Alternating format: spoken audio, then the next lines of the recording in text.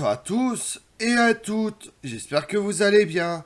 Aujourd'hui, on s'intéresse au 5 juin 1944, quand Hitler se prépare au débarquement à l'ouest.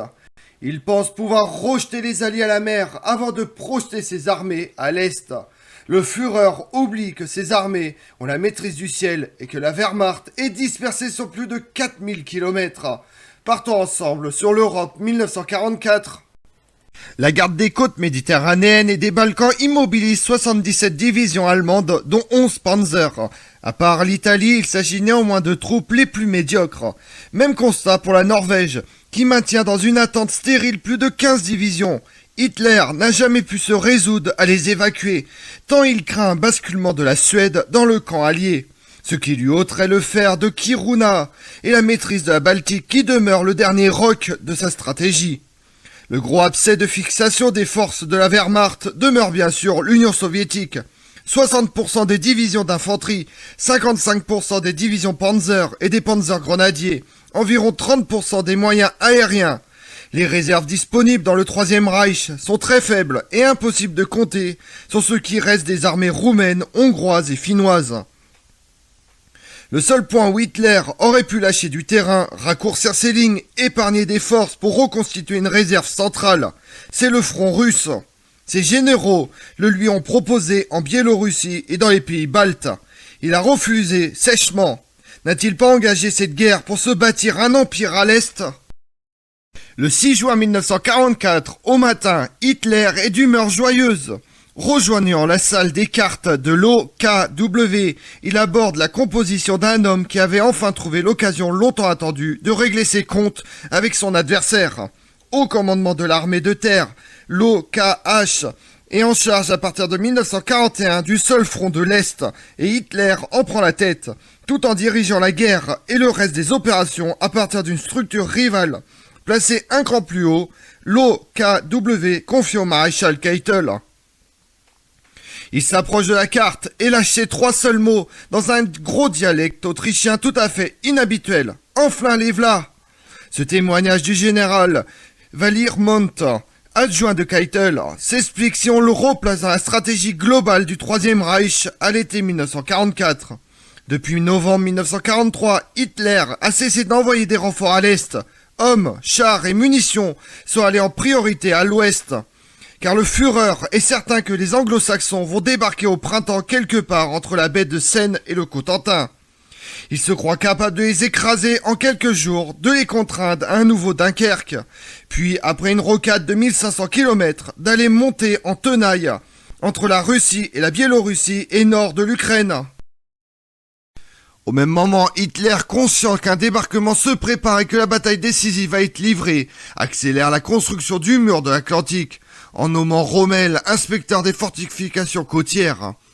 Les généraux allemands ne s'accordent pas sur la stratégie à adopter pour faire face au débarquement allié. Pour Rommel, il faut positionner les Panzerdivisionen au plus près des côtes afin de repousser immédiatement les troupes ennemies vers la mer.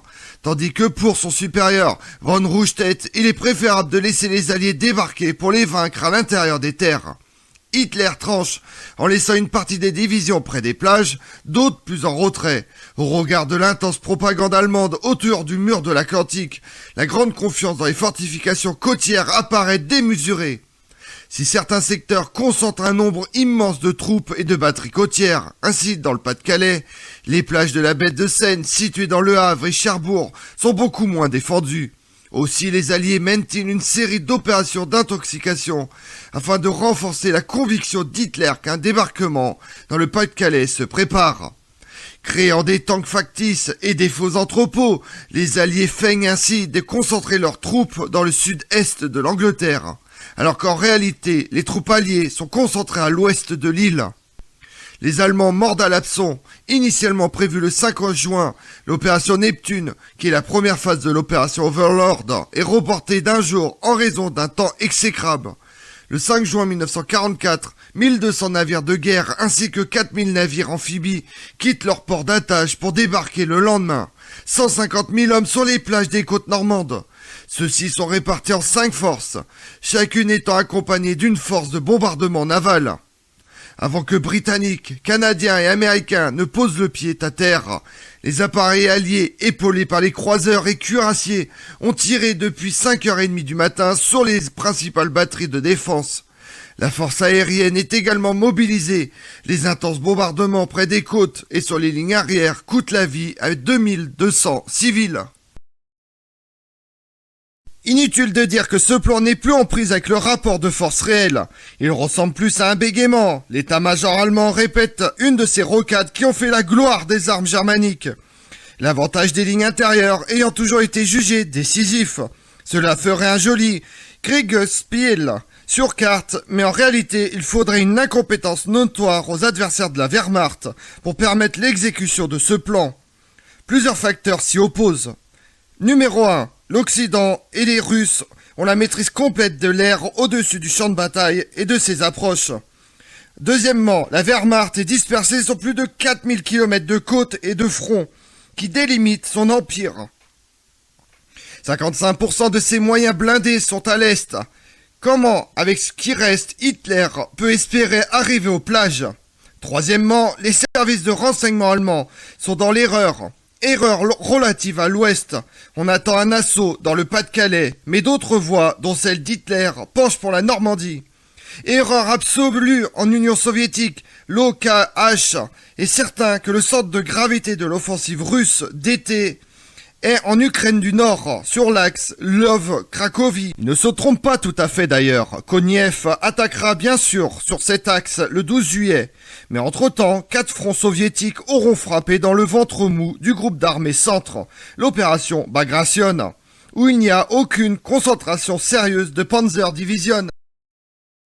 Bien sûr, la Wehrmacht ne pourra pas parer les 2 coups qui l'attendent en juin 1944. La solution rationnelle aurait été de négocier la paix, mais les Alliés se sont interdits de négocier à l'initiative de Roosevelt. Cette fragilité militaire, les Alliés ne la sentent pas clairement, et en revanche, ils sous-estiment la résilience du régime nazi. Dans leur prédication, ils se trompent sur 2 points fondamentaux. 1. La bataille pour la percée sera plus longue que prévu pour les Américains, 2 mois au lieu d'1, et plus courte pour les Soviétiques, 12 jours pour prendre Minsk au lieu de 55. Deuxièmement, contrairement aux attentes des Occidentaux, l'Allemagne n'implosera pas sous le choc de la double défaite comme en 1918. Londres et Washington espéraient être à Berlin pour Noël. Staline, lui, n'y croyait pas. Il vise à tenir du tangible, c'est-à-dire du territoire balte, polonais et roumain. Une chute rapide du nazisme, soustome-t-il, ne pourra que favoriser un petit arrangement sous son dos entre occidentaux et allemands. Et pendant ce temps-là dans le monde, le 26 janvier 1944, le président argentin Pedro Pablo Ramirez rompt les relations diplomatiques de l'Argentine avec l'Allemagne et le Japon.